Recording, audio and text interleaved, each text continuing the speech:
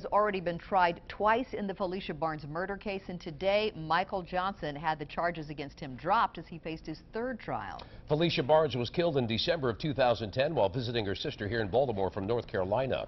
11 News reporter Kai Reed is live at the Mitchell Courthouse downtown with the very latest. Kai.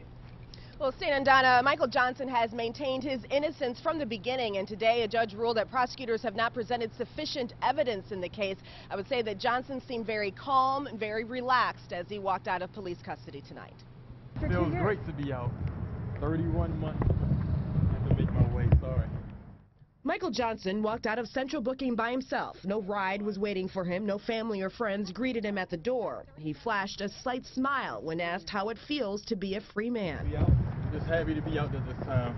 A judge ruled today that there is insufficient evidence for the murder trial against Michael Johnson to continue. Felicia Barnes' father, Russell Barnes, wasn't in the courtroom at the time, but told us over the phone that he's heartbroken. This definitely is heartbreaking. Tell my family right now, I feel like I just got ran over by a train. 16-year-old Felicia Barnes went missing while visiting family in Baltimore in December of 2010. Intense searches followed, and her body was eventually found in the Susquehanna River in April of 2011.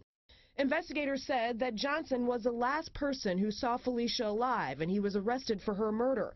But there have been issues with the case all along. In the first trial, Johnson was acquitted of first-degree murder but convicted of second-degree murder before a judge granted a new trial because he ruled prosecutors withheld information about a witness. Then, the second trial ended with a mistrial last year when the judge said the prosecution presented evidence he had ordered removed. Now, the ruling is insufficient evidence. The judgment reads, as conceded in argument by the state, there was no smoking gun in this case. And the court concludes there was insufficient evidence when taken as a whole. We just can't let this go. You know, we have to still seek justice for Felicia. And that's basically it. So we're just going to pursue, as we've been doing for the last 4 years, the same gentleman, a child killer, that's on the streets in Baltimore. Again, we're going to have to pursue it to make sure this does not happen to any other families. That's what's next for Felicia Barnes' family. As he walked away, Johnson was asked what's next for him.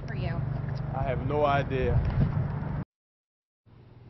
And now City State's Attorney Marilyn Mosby said that she plans to appeal the judge's decision, and she said a statement about that saying, I want to be clear, there was no prosecutorial misconduct in this case. The court agreed there was no misconduct in its prior ruling in December, and again today. We respectfully disagree with the court's decision. Reporting live at Mitchell Courthouse, Kai Reed, WBAL TV 11 News.